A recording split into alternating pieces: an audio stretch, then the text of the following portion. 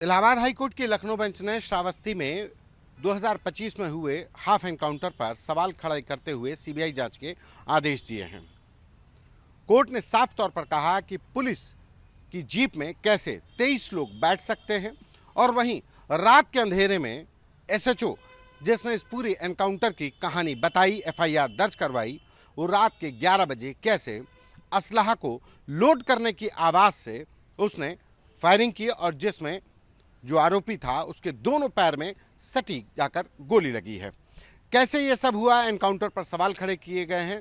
हमारे साथ बात करने के लिए उत्तर प्रदेश पुलिस के पूर्व आईपीएस ज्ञान प्रकाश जी हैं। सर, हाफ एनकाउंटर हुआ, क्या ऐसा पॉसिबल है कि रात के अंधेरे में पुलिस आवाज़ सुन के गोली मार देगी? नहीं, इतना सटीक निशाना बहुत सव्यसाची तो है नहीं। सव्यसाची तो मैंने सुना था केवल राजा दशरथ थे जो किसी की आवाज़ पे तीर मार देते थे, उसी में शायद श्रवण कुमार भी मरा था। सव्यसाची नहीं है ये। अगर इन्हें ये बोलना चाहिए था कि हाँ मैंने ऐसा अनुमान में लगाया, तो अनुमान से भी चलाया तो किसी अन्य को भी गोली लग सकती थी ना, कोई और भी तो मर सकता था। सटीक इनकाउंटर होना चाहिए, किसी अन्य की जनहानि नहीं होना चाहिए, किसी का अन्य घायल भी हो सकता था। ये मुझे गले से उतरने वाली बात नहीं। कोर्ट ने बिल्कुल सही ये जांच के आदेश दिए हैं और मैंने बहुत पहले भी कहा है कि जिस दिन एनकाउंटर इस तरह के फंसेंगे, जवाब देते नहीं बनेगा, सजा हो जाएगी लोगों को। आप बताइए कि इसमें क्या किस तरह की रोकथाम कर दी, कौन सा अपराध इन्होंने रोक दिया?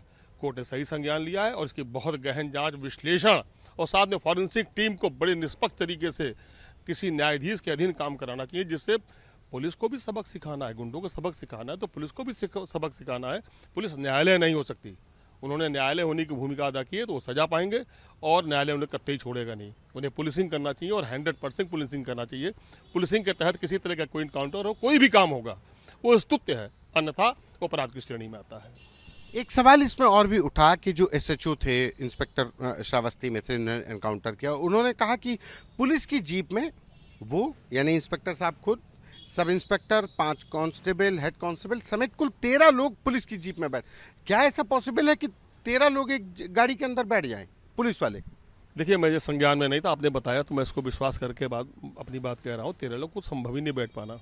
13 लोग तो केवल वो जो सवारी होती है, डग्गा मार गाड़ियाँ, वो तो बैठा लेते हैं, लेकिन पुलिस को ऐसी जरूरत भी नहीं पड़नी चाहिए। उन्हें और गाड़ियाँ मंगा लेनी चाहिए, प्राइवेट गाड़ी पकड़ लेनी चाहिए। पुलिस को तो पावर है, किसी प्राइवेट गाड़ी को वो चाहे तो हस्तगत कर सकती है और सरकारी काम में ले सकती है, उसका भुगतान हो जाता है। 13 लोगों का तो मुझे लगता नहीं है। वो खुद ही अपने को फंसाने की कोशिश कर रहे हैं, उन्हें जवाब देते नहीं बनेगा। और उन्होंने अपने बयानों से अपने आप को ठीक मकड़ी के जाले की तरह उलझा लिया है और इसकी जब जांच होगी, निष्पक्ष जांच होगी। जांच के आदेश दे दिए गए। हाँ, तो सीबीआई तो बिल्कुल नहीं छोड़ेगी ना। सीबीआई पर अभी भी पूरी हिंदुस्तान को बड़ा भरोसा है, जनता को बड़ा भरोसा है, खुद जुडिशरी को बड़ा भरोसा है।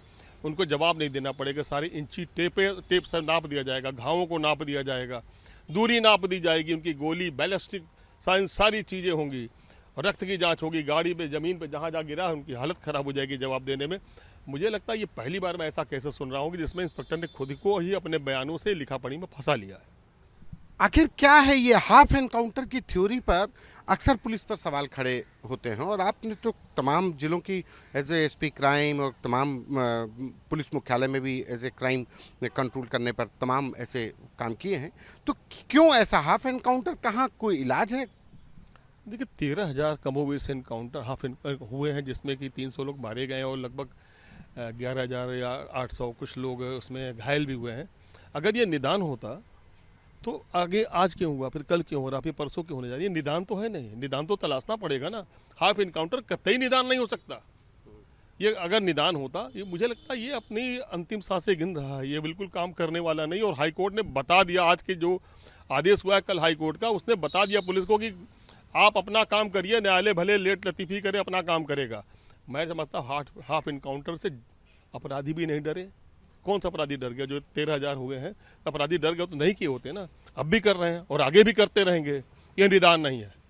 मुझे लगता है अन्य आवश्यकता है, अन्य चीज़ों की आवश्यकता है, अन्य कोई खोज करना पड़ेगा, अन्य कोई तरीका अपनाना पड़ेगा। और वो तरीका क्या है, वो विमर्श का विषय है। उसमें बड़े बुद्धिजीवी, जो क्रिमिनोलॉजी के लोग हैं, मीडिया के लोग हैं, सोशोलॉजी के लोग हैं, समाजशास्त्री हैं, उनको बैठाएं। जब तक उनको नहीं बैठाएंगे समस्या का हल नहीं होगा और इसी तरह पुलिस फंसती रहेगी, न्यायालय आदेश करता रहेगा और क्राइम होता रहेगा।